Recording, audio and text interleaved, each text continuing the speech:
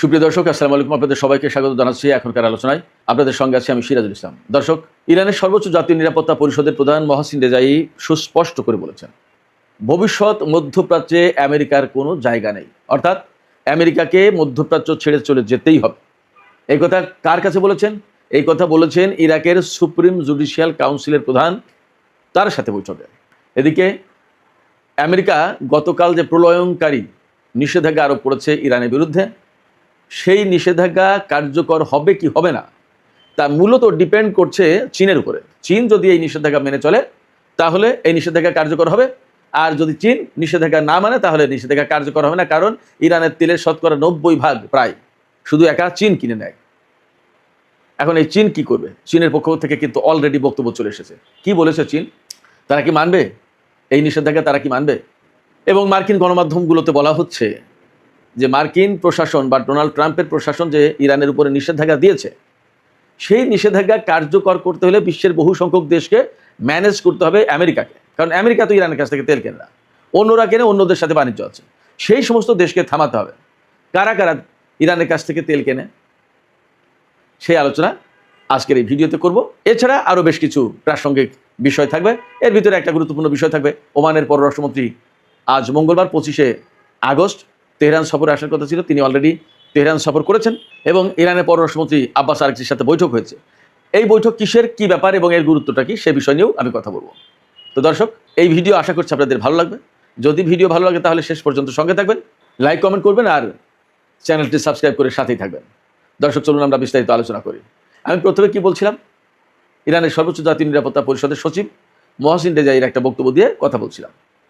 তিনি কি বলেছেন? তিনি বলেছেন যে ভবিষ্যৎ মধ্যপ্রাচ্যে আমেরিকার কোনো জায়গা নেই।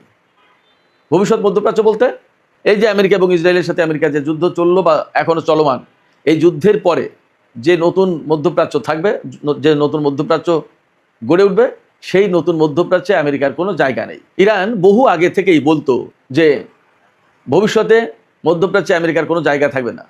আপনাদের ছোটোখাটো এই ভাই, এই বিশ্লেষক, আমি যে টুকটাক বিশ্লেষণ করি, আমিও বহু আগে থেকেই বলছি যে ভবিষ্যতে ইরান, চীন এবং রাশিয়ার যে বলয় গড়ে উঠবে, সেই বলয়ে তুরস্ক এবং পাকিস্তানের থাকার সম্ভাবনা আছে। এটা 2014-15 সালের দিকে আমি কলাম লিখেছিলাম। আমার আগে বাংলা ভাষায় এই রকম পরিষ্কার করে কোনো কেউ এই কলাম লেখেনি, এবং সম্ভবত ইংরেজিতেও আমি যেভাবে লিখেছি ইংরেজিতেও সেভাবে লেখেনি। আমি তো বাংলায় লিখেছি, ইংরেজি কলাম যারা লিখেছে তারাও আমার মতো করে একদম সুস্পষ্ট করে ক্যাটাগরিক্যাল কোনো বক্তব্য দেয়নি।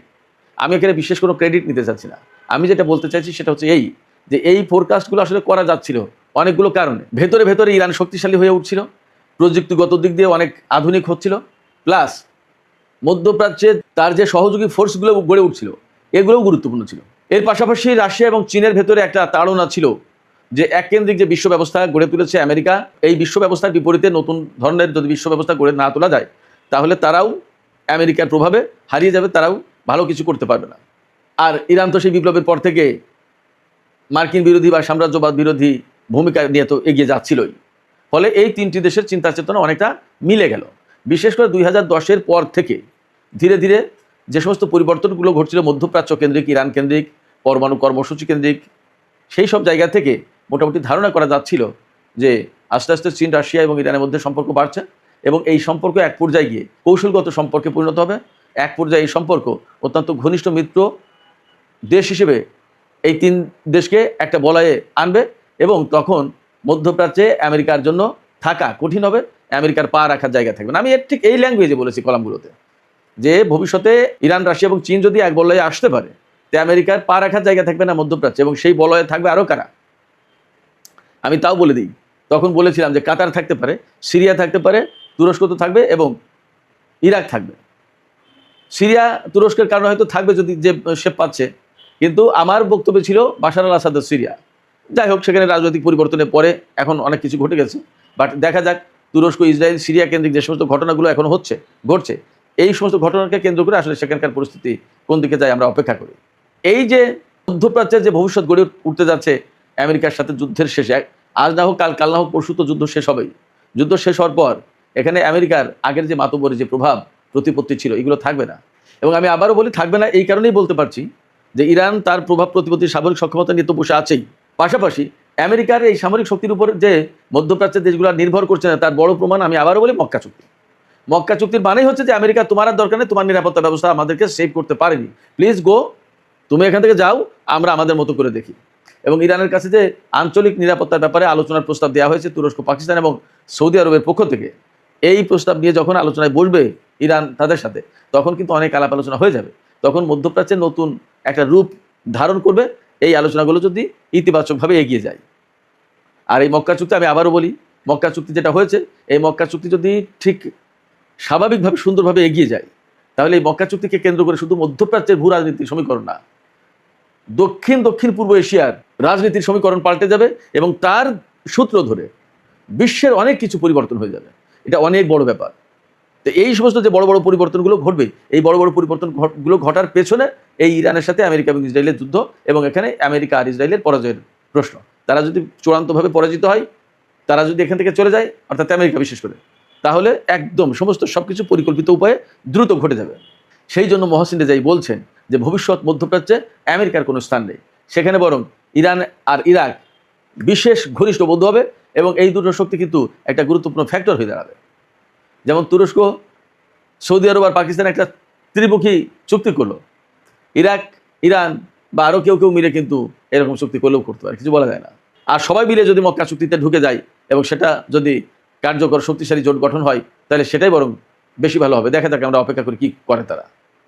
এদিকে আমেরিকার পক্ষ থেকে গতকাল, অর্থাৎ বাংলাদেশ টাইম গতকাল সোমবার, যে প্রলয়ঙ্কারী নিষেধাজ্ঞা আরোপ করা হয়েছে ইরানের বিরুদ্ধে, আমেরিকা যেভাবে দাবি করছে, তাতে অনেকগুলো ব্যাপার এসে গেছে। মার্কিন অর্থমন্ত্রী স্কট বেসেন্ট তিনি বলেছেন, তিনি অনেকটা হুমকি দিয়ে বলেছেন যে এখন বিশ্বকে সিদ্ধান্ত নিতে হবে যে তারাই আমেরিকার পক্ষে নাকি ইরানের পক্ষে, অর্থাৎ হয় আমেরিকাকে বেছে নাও, না হয় ইরানকে বেছে নাও। তার মানে এখন আমেরিকার সামনে একমাত্র প্রধান শক্তি হচ্ছে বা প্রধান প্রতিদ্বন্দ্বী হচ্ছে ইরান। আপনারা কৌশলগত বিষয়টা বুঝতে পারছেন, খেয়াল করছেন কোথায় গেছে? আমেরিকার সামনে এই মুহূর্তে মূল প্রতিদ্বন্দ্বী ইরান।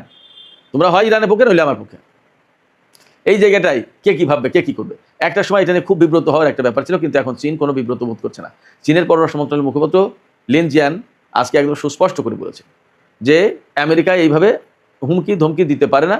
আমেরিকা এককভাবে, একতরফাভাবে কোনো দেশের উপর নিষেধাজ্ঞা আরোপ করতে পারে না, এটা জাতিসংঘ বা আন্তর্জাতিক আইনের খেলাপ। ফলে চীন আমেরিকার এই নিষেধাজ্ঞা মেনে চলতে বাধ্য নয়। তিনি একদম সুস্পষ্ট করে বলেছেন, চীন তার জাতীয় স্বার্থ এবং তার নিরাপত্তা রক্ষার জন্য প্রয়োজনে যে পদক্ষেপ নিতে হয় তাই নেওয়া হবে। তার মানে চীন আমেরিকার এই নিষেধাজ্ঞা মানবে না, একদম সাফ গল্প। এখন এই রকম জায়গা থেকেই আমেরিকার গণমাধ্যমগুলো বলছে যে ডোনাল্ড ট্রাম্পের এই নিষেধাজ্ঞা কার্যকর হবে তখনই যখন বিশ্বের অন্যান্য দেশ সহযোগিতা করবে, কোঅপারেট করবে এবং এই নিষেধাজ্ঞা বাস্তবায়ন করার চেষ্টা করবে। তো এখন সেই জায়গায় প্রশ্ন আসছে যে কোন কোন দেশ ইরানের কাছ থেকে মূলত তেল কেনে। তাতে একদম সবার আগে চীন।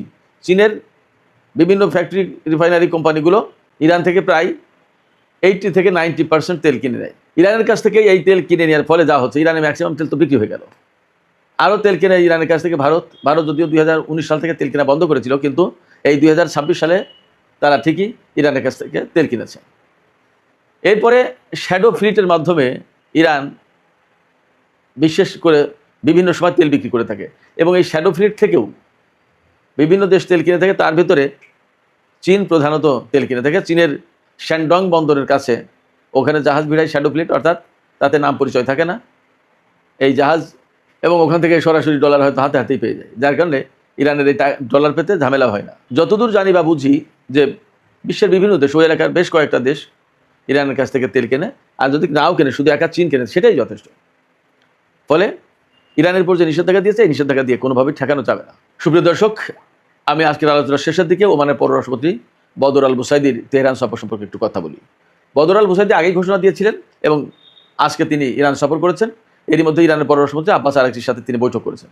এই বৈঠকে কী নিয়ে আলাপ হয়েছে একদম পরিষ্কার, পয়েন্ট টু পয়েন্ট না জানা গেলেও মূল আলোচনার বিষয়বস্তু ছিল হরমুজ প্রণালী। হরমুজ প্রণালী নিয়ে কী আলোচনা? হরমুজ প্রণালী নিয়ে আলোচনা এই সময় মূলত দুই রকমের। একরকম হচ্ছে যে হরমুজ প্রণালী ব্লকেট দিয়ে রেখেছে আমেরিকা, ইরানের কোনো জাহাজ ঢুকতেও পারবে না, বেরো হতে পারবে না। তাহলে ইরান এই নিষেধাজ্ঞা মানবে কিনা, এটা একটা প্রশ্ন। আর এই ব্লকেটের বিরুদ্ধে ইরান কী করবে, সেটা একটা প্রশ্ন। আর একটা গুরুত্বপূর্ণ প্রশ্ন হচ্ছে যে হরমুজ প্রণালীতে ঢোকার এবং বের হওয়ার কয়েকটা রুট আছে, ইরানের কোল দিয়ে, মাঝখান দিয়ে এবং ওমান উপকূল দিয়ে। কারণ ওমান উপকূল দিয়ে যদি আমেরিকা ইসরায়েলের জাহাজ চলাচল করে আর ওমান যদি সেটা ঠেকাতে না পারে, তাহলে তো ইরান এবং ওমান মিলে বহুদিন ধরে যে পরিকল্পনা করছে সেই পরিকল্পনা বাস্তবায়ন করা সম্ভব না। তাহলে কি করা? সেই জায়গায় ইরানকে বৃহত্তর ভূমিকা পালন করতে দেবে কিনা ওমান, সেটা হয়তো আলাপ আলোচনায় আসতে পারে। এছাড়া হরমুজ প্রণালীতে আরও কিছু ব্যাপার আছে, যেমন হরমুজ প্রণালী দিয়ে যে সমস্ত জাহাজ চলাচল করবে তাদের কাছ থেকে টোল বা ফি আদায় করতে হবে, এটা ইরানের পরিকল্পনা। তাহলে সেই টোল বা ফি আদায় করা ওমানের একটা সমর্থন, ওমানের যুক্ত থাকার প্রশ্ন আছে। তারা কিভাবে থাকবে, কিভাবে সহযোগিতা করবে, এটা একটা ব্যাপার।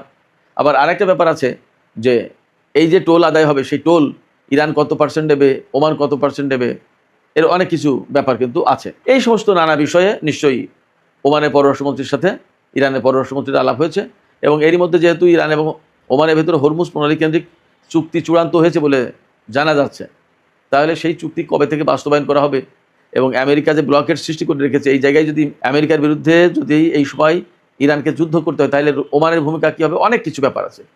এই সমস্ত বিষয় নিয়ে আলাপ আলোচনা করে একটা পর্যায়ে যাওয়ার চেষ্টা করছে দুই দেশ, এটা আমরা মোটামুটি বুঝতে পারছি।